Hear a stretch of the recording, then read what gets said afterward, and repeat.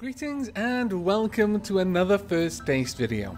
But with the world still recovering from the ravages of Java Mortis in my Plague Inc. First Taste, this time we're going to be wreaking havoc on other worlds, and with robots rather than plagues, in the recently greenlit RoboCraft by the British indie developer FreeJam. Now, I've been playing RoboCraft for a couple of weeks, and put simply, RoboCraft is a multiplayer Robot Wars-like game, where you design your own personal death wagon, come space fighter, and pit it against other people's creations in team deathmatch style competitive play. If you're not already throwing your underwear at the screen, because it's free to play, let me explain further. In RoboCraft you'll build a vehicle, whether it rolls, hovers or flies, which you will drive or pilot into battle. Despite the name though, there isn't really any robotics to the game. That is, you're not going to be expected to slave over circuits or code, so you needn't be an electrical engineer or programmer to enjoy the game. You just design the vehicle, block by block, gun by gun, then drive it directly. However, before you take your imagination off its leash, understand that there are certain limitations. Much like Kerbal Space Program, you can't just slap engines onto something and build it any which way and expect it to work. At least not well. While KSP is primarily a simulation with gameplay bolted on, in the form of research and technological progression, RoboCraft is first and foremost a game, with strong simulation aspects bolted on. So, you're not at risk of your vehicle tearing itself apart due to the stresses placed on it by poorly positioned thrusters, but still, it will probably handle like a tub of blancmange, which is not particularly conducive to killing the sleek, well-designed war machines other people will throw at you, or even staying alive to the end of the fight for that matter. Not only that, but the blocks you can build with and how complicated you can make your vehicle are limited by your research, your battle rank, and how many blocks you can afford to buy. That's right, these robot blocks don't grow on trees, sonny. You'll have to buy them by blowing other people up. But enough explaining how it works, it's time to get stuck in so I can show you how it works. And welcome to Bay 1, Robo 1. Robo 1 is the working title of the robot that we're working on, and as we're not working on a robot in Bay 1, we have the default title. I will change that in time. Now, I'm just going to cover this quickly. This is effectively some sort of floating hangar, or well, spacefaring hangar. It's rapidly making its way towards a planet. You can see others in the distance. It has nothing to do with anything. This is, for all intents and purposes, just a garage. And there are a few of them. You start with 3. Bay 2 has got Glider in there because I used to have a robot there named Glider. I deleted it so that I would be able to do this first taste. Now, you can buy more with Galactic Credits. That's effectively the premium currency, and you can add premium time as well. But I'm just going to get this out of the way very early on. It is not in any way required to enjoy or even be good at this game. All it does is expedite your progress through the game by giving you EXP boosts, that sort of thing. It doesn't make your lasers fight any harder, it doesn't make your armor block any more damage, or you any better at building robots. It just expedites the process. Now, back to the actual garage. No, I don't want to fight. Oh my goodness, I almost went into a battle with nothing to fight with. That would have been embarrassing. Now, I'll also cover this actually, since I'm looking at it, since I didn't realize this for a very long time. But this is where you'll be fighting. If you decided to go to battle right now, whatever map is shown in this window is the map that you'll be fighting on. Worth taking note of that before you decide which robot to take out. That one is where you'll go to practice. You'll just basically fight against some AI bots, usually just to make sure that your robot works the way you think it's going to work. That is a map that you can fight on in a regular match as well, but you'll see that on that side if that's the case. Now, to the actual meat and bones of the game. First, I'm going to cover the UI. I can't move my mouse up there because the whole camera moves, so you'll just have to follow my audio cues. In the top left, you've got your player level. That goes up by killing people and winning games. Next to that is your CPU. That goes up with your player level. So the higher your player level, the bigger, more complex robots you can make. Everything costs something. These blocks, which are effectively your bog standard components for making the shape and the chassis of the vehicle, even they cost CPU. Only one, but as you can imagine, guns and wheels and all other sorts of trinkets cost a lot more, varying amounts.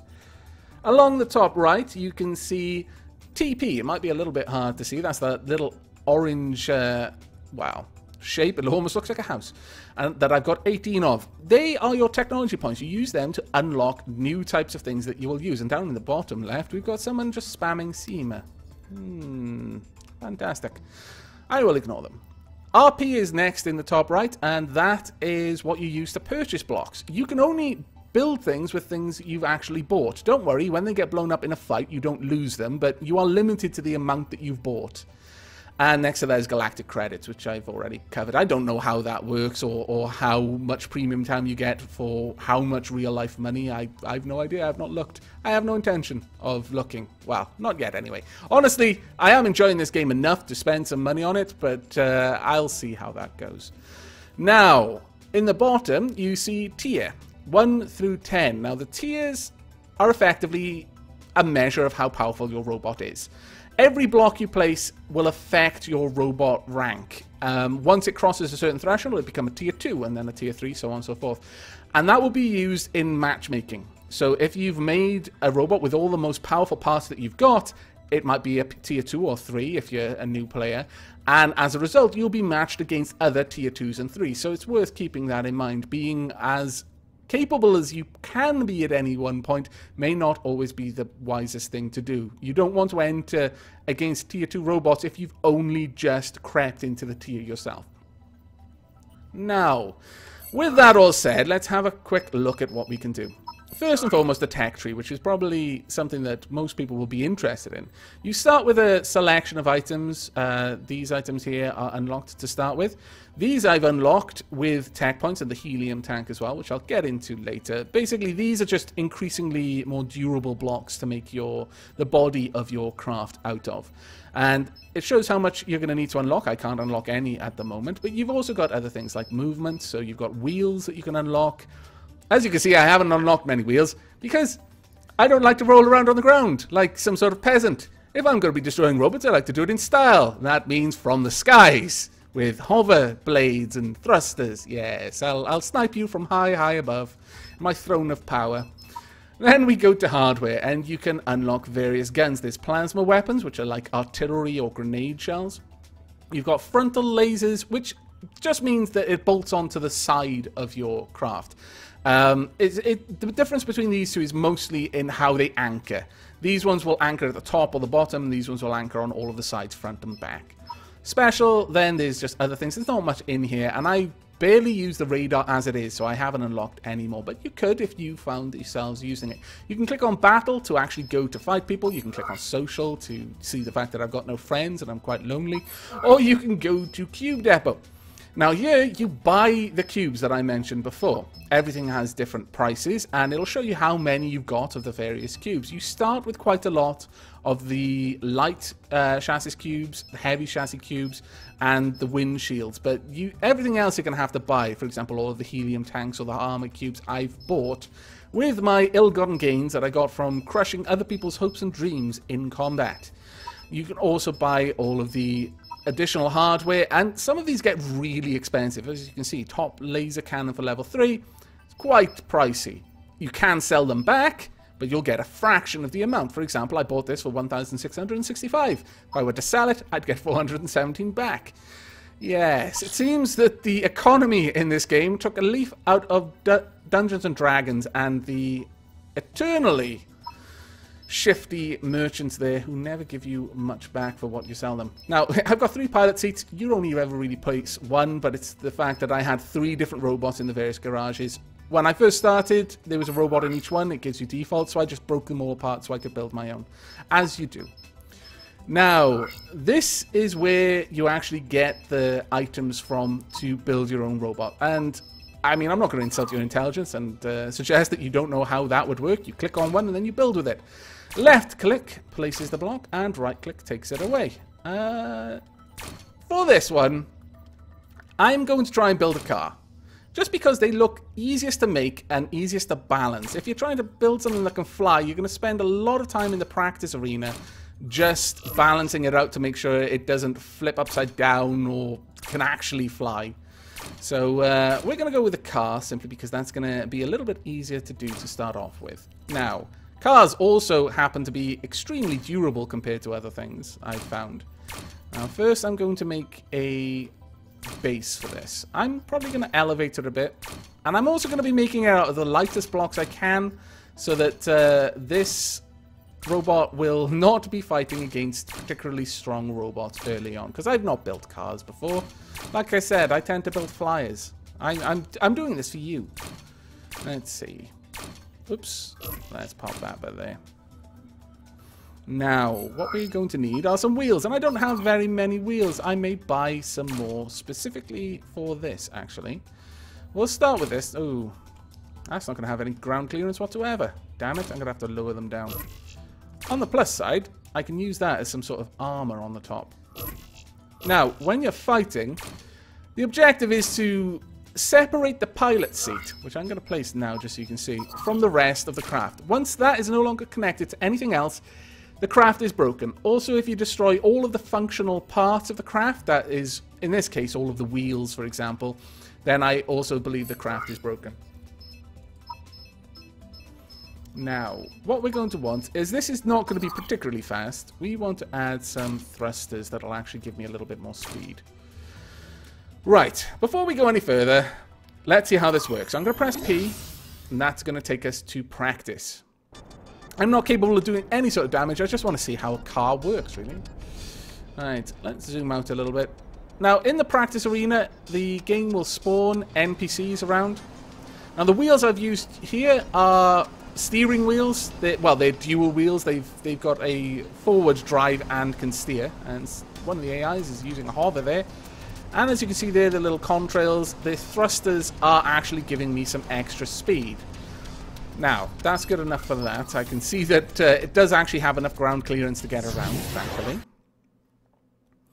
Now, all of the different parts have different statistics. For example, if we look at the tech tree for a moment and have a look at the wheels. I'm using this one, wheel steering. It's got a armor of 55, a robot ranking of 0.23. As I mentioned, oh no, sorry, I'm using the dual steering, but as I mentioned, everything has a robot ranking, and the more of these types of cues you add on, increase your ranking and thus increase your tiers eventually. It's got a top speed of 14 miles per hour. This is just a steering wheel. It has no innate ability to propel the vehicle, and this is just a wheel motor. Again, it can't steer, but it can actually move you forward. Now, I could spend some on upgrading that, and I think I will. I'll actually upgrade some, get some faster wheels. I don't have enough for that one, unfortunately. Let's go and buy some more. Right, we want to buy some of these. Oh my lord, they're expensive for what they are. I'll take 4. Yes. Bloody cutthroat merchants. Okay, let's pick up some of those. First, actually, let's add somewhere to put it. I think... I'm wondering how large these are going to be. Typically, larger, higher tech stuff gets bigger. If we zoom down, though, they're actually a lot smaller. Okay, well, what we'll do is we'll place some at the back here. And I'll even grow this out a little bit so that I can add more. Let's go ahead there. I'm thinking I may... Let's see. Yeah, I'll add these just on the back there, right out of sight. So this is going to be the actual drive for the vehicle. We will have some drive, some pull, I suppose, in the front. But not quite as much as in the back there, because these are going to give us a higher top speed of 20 miles an hour, and we'll just add this wheel there. Now, the reason why I'm adding extra wheels is for redundancy, basically. If someone breaks the first wheel, then the second one will kick in, though that's a little bit close for comfort. Let's move these out.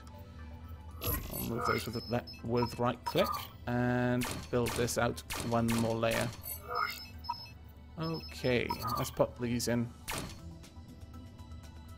In fact, I could probably just pull these back completely. There we go. I'm not sure what kind of effect this is going to have on how this vehicle handles, but hopefully it won't be a bad effect. Now, there are plenty of different types of weapons and gadgets and gizmos you can place on your vehicle, and as I mentioned, I very rarely ever use radars, so I'm going to use them for this one. Now, that will tell me roughly where the enemy are to be expected. But we also need some sorts of weapons as well. So let's build this out. We want a platform for some guns.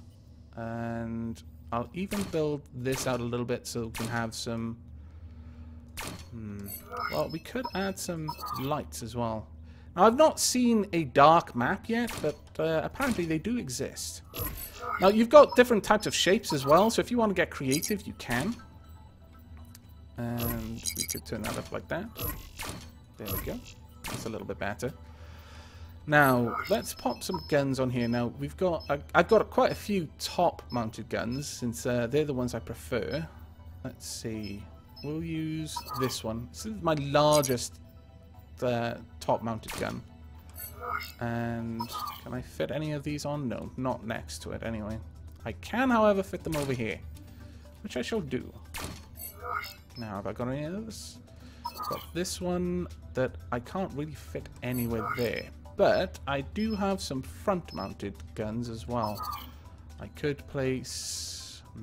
no, not with the headlights there. Let me move those. I've got 2 of those. No, not going to fit. Oh, it will if I remove that. Okay. Alright, so, got plenty of firepower on this now. And it's almost moved me into Tier 2 territory. That's a little bit further than I want to be, especially considering the seat where I'm going to be sitting and where other people are going to be aiming is basically unarmored. I don't expect this to do very well. Like I said, I don't make cars. I usually make things that survive by attacking from somewhere that people don't expect to see it come from. There we go. It's not really turning very well, considering most of its thrust is coming from the back, but let's see. Ooh, that was terrible. Damn it, lasers, stop being rubbish. Right, we'll take you on them. Now the thing with lasers is the more you add, the faster they'll fire. Which is completely opposite to plasmas, where the more you add, the slower they'll fire. But with plasmas, they'll all fire at the same time. Lasers will alternate a little bit. As you can see, the front cannons there can't swivel. It's not like Eve and everything can shoot. Well, Eve, the lasers don't really shoot through the middle of the ship, but it's positions the lasers such that it can always attack from any angle. That is not the case here. The top lasers are your friends since they can actually swivel, but if I were to shoot there, the main one wouldn't shoot because it's pointing straight at me. So that's worth keeping in mind. And what on earth has happened here? Really, AI? You spawned that on top of the little hover one. Now, you can see the physics here. Ah, there we go. They've just teleported out because they couldn't do anything. The physics there was that the hover has enough lift to lift itself up, but when it added another robot on top of it, all of a sudden it couldn't. Right. That's good enough. We can see that it can get around. I think it is time to add a little bit of armor and possibly take some of the guns off, maybe, in order to free up enough room for a bit more armor. Let's see. I need to protect you a bit more, really. Let me sink the cockpit down and build this out. Now the problem here is that this is an odd shape, so I can't place these parts all the way around it, but I should be able to get a bit of cover for the cockpit. This robot is not going to look good. I appreciate that. Alright, and the same over here as well. Now there are loads of different shapes that you can get. Let me go to the cube depot to show you. You can, well, you've got 4 different shapes basically. You've got the prism, you've got the tetra, and you've got the inner, which is basically, it would fit in a spot like this one, which I shall show you now. We'll buy 4 of these. Because I'm not entirely immune to doing things. Ah, there we are. To making things look nice in this game. There we go. We'll do this. Actually, we'll get rid of that one. We'll place 4 blocks at the bottom there. Now, there is a reason to do this, although it is gradually increasing the cost of my vehicle in terms of its tier. The more blocks you add, the more that need to be destroyed before your craft is considered broken. Right, that'll do there, and get a full block at the bottom. Oh no, actually, we'll move that one around as well. Okay. The cockpit is kind of protected. Not very, really. But this should be okay. I'm thinking we could... Can I place this there? No. That is a shame, but I can do this if I wanted to. There we go. Though that puts me into tier 2 territory, so no. We'll stick with this then. Right, so we've built a little robot for ourselves to play with. It's not a particularly good one, or at least I don't think so, but it's enough to see what we can do. So we're going to go ahead and fight. We should be in the tier 1s. There we are. There are 30 robots there. Oh, that didn't take very long. Apparently it was 20 seconds average wait, but generally speaking, it's very rare that I've found yourself having to wait a very long time. Now, you can see here the list of the people on the various teams, and whilst we're all loading in, you can have a look around at their actual robots. This pillar of light here is the base. You can win in two ways. Kill everyone else on the other team, or get to their base and sit there for long enough, uncontested. So you've kind of got to balance yourselves between attacking and defending in this. I'm going to go with these guys, though. This is a terrible map to be in a car on because I'm going to go over the ice. And as you can imagine, that's going to make me slip and slide everywhere. No, don't hit me, you fool. Thankfully, you don't... There isn't friendly fire, though. Ah, damn it. I am all over the place. Come on. Control. Control. Now, my radar will let me know when there are enemies nearby by actually turning to orientate itself towards the enemies if they get close enough. It's a low-level radar, though, so I don't expect too much. Him over there, he's in a fairly heavily armored little vehicle, to be fair to him. There's someone over there. In fact, there are 3 someone, so I don't really want to have any of that. There's someone hovering there. Come on. Slow down. Move. That's right. Now, if I can get... These hover. Now, hovers are fairly weak to being shot by lasers from below because once you knock out their hovers, that's it. They can't really do much of anything. Damn it. I need my main guns. Come on. Hit his gun. Aha! We win by numbers, barely. But we win. Now, on to their base. Even though I've lost 2 wheels. No, 1 wheel. Okay. Still got both of my thrusters though, so I'm still got a bit of movement. I've lost most of my guns though. That is unfortunate. But we've managed to take out 3 of the enemy, whereas none of us have died yet, which I'm pretty happy with. And the one next to Matrix 0601 and Z-Heal is showing that they got the kills. But if you do any damage to an enemy craft, you'll earn points for that at the end. Now, ooh, damn it, they are attacking us. I thought it was quiet for too long. We are fairly far away from that still. Now, those shells that just landed were plasma bolts fired from probably far away. Thank goodness I've got those 2 front steering wheels, otherwise this would be really hard to control. Now, the more people you've got on a base, the faster it will be captured. So, hopefully... with all of us arriving, we should be okay, but that was a red shot there. And yes, we have lost, unfortunately. Unless someone gets back to the enemies to actually take them out, I'm fairly certain that this is a lost cause, because almost all of our team are there. Damn it. As you can see at the top, they have now completed it. Well, bum. Where was everyone else? Well, actually, everyone else was probably doing exactly the same thing I was doing. Well, that is the first fight. Now, we will actually see how we performed. We gathered this from actually attacking people, this from being in the base trying to capture it, a bravery bonus, I'm not sure how that works, and that's the total, and also the tech points. The stuff in grey here is what you would have gained if you had a premium account. So as you can see, it's not really that much. It isn't a deal breaker by any measure. And now the vehicle is repaired. Like I said, you don't lose anything from getting things blown up in combat. But depending on how valuable the item was, it can take a certain amount of time to fix. So before I wrap this up, I'm going to go ahead and build a flyer and show you what flying is like in the game, because I actually enjoy that. So I'm going to pause the video here and I'm going to design something off screen. I shall welcome you back to the finished robot. So see you in a few minutes. And hello, welcome back to Bay 1, First Taste Flyer. Now, I've spent a little bit of time of balancing this, in fact quite a lot of time. Generally when you're building a flyer, it takes a lot of trial and error to try and balance the weight, because as you can see here I've got a lot of helium tanks. Those give me some lift by themselves.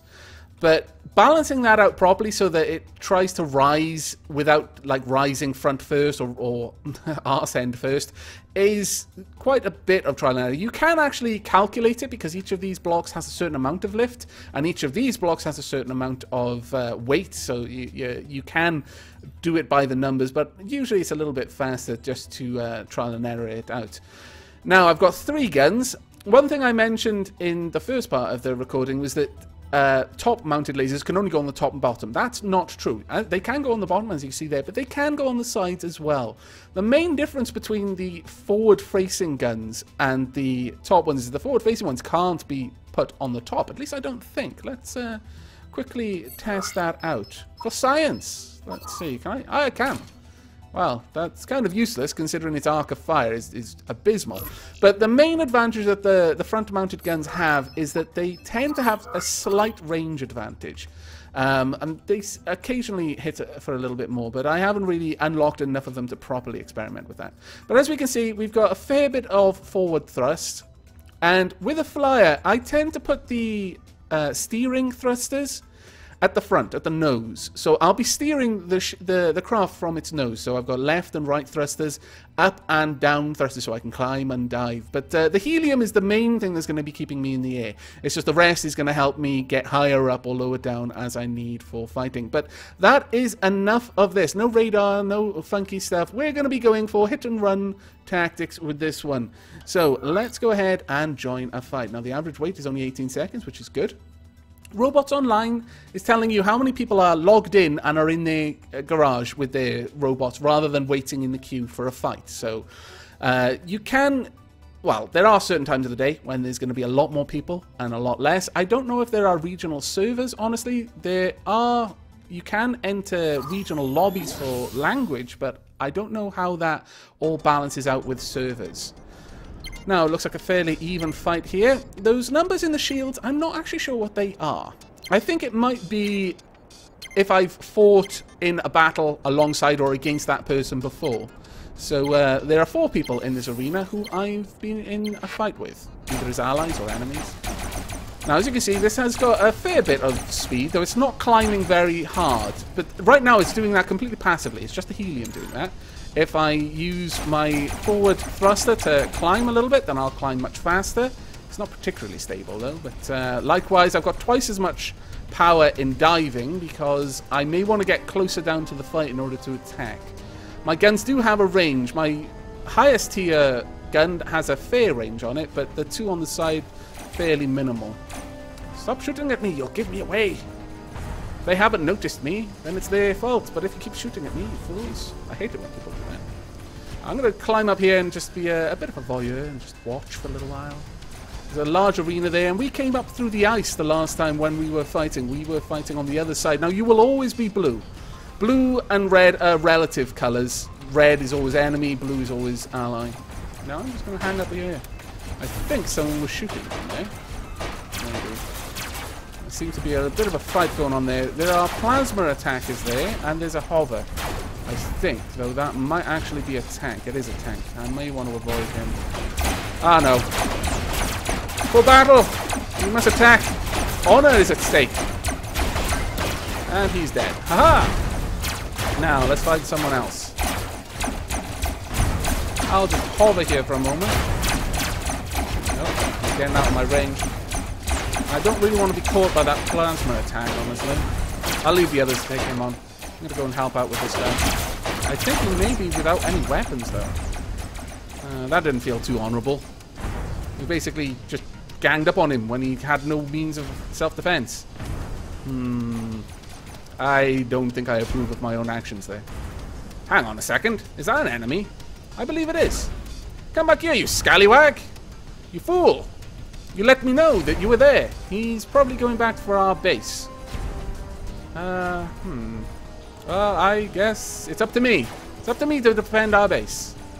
I don't really feel up to this task, honestly. I think everyone's gonna be disappointed when they see how quickly I die. But nevertheless, let's get in there. Tomica, your doom is nigh.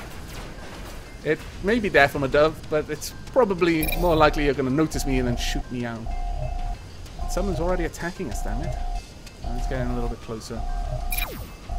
I'm a little bit too far away right now, but if I can harass them, I might be able to scare them off. If I'm lucky.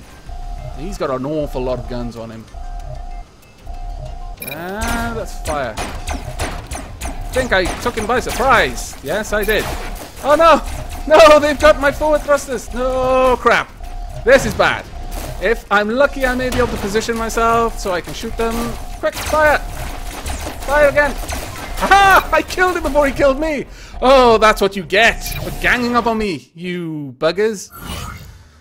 Oh, that felt satisfying, even though I didn't actually complete the fight. But, as you can see, quite a lot of RP collected that time because I did a lot of damage. Also, I got 2 kill chain bonus, so 88 there, and bravery bonus, and total RP earned was quite a lot more. Had we actually won, then it would have been a reasonable amount, but alas, you can't always win every battle. Especially not when you're trying to basically build a ship to be as cheap as you possibly can, while still having some teeth and claws. But, yeah, trying to stay within tier 1 is not really that effective. Also, in the higher tiers, you actually get better rewards. The more valuable your bot is, and thus the more valuable the bots that you face, the more you will get back for damaging them or even just taking part in battles with them. So there really isn't any particular victory in staying in tier 1 or tier 2, though it's perhaps useful if you're just practicing. You don't want to be against people who've spent a lot of time on their bot and have brought it up to tier 2 with lots of trial and error. They've built it well, and you're just plodding around with new tools that you just unlocked and don't really know how to use them well. So perhaps using tier 1 for that is acceptable, but that is it, I think, for this.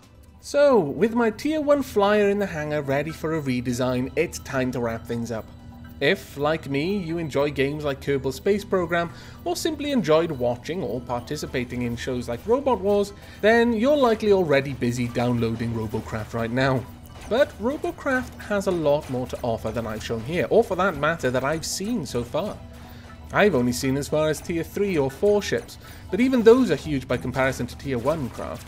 Not only that, but the developers are constantly adding more features, such as the plasma artillery weapons, which were only added the other week, as well as lots of balancing and tweaking to help the game offer a more satisfying experience.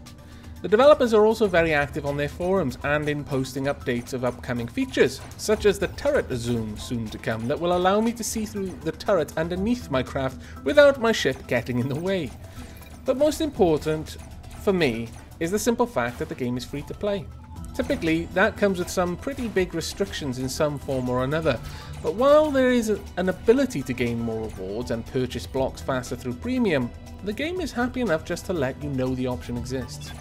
And although, personally, I wouldn't feel inclined to invest simply to speed up my progress, I'm quite tempted to sink a bit of money into the game for no other reason than to thank the developers for crafting such an enjoyable experience, and that is a rare thing for me to feel.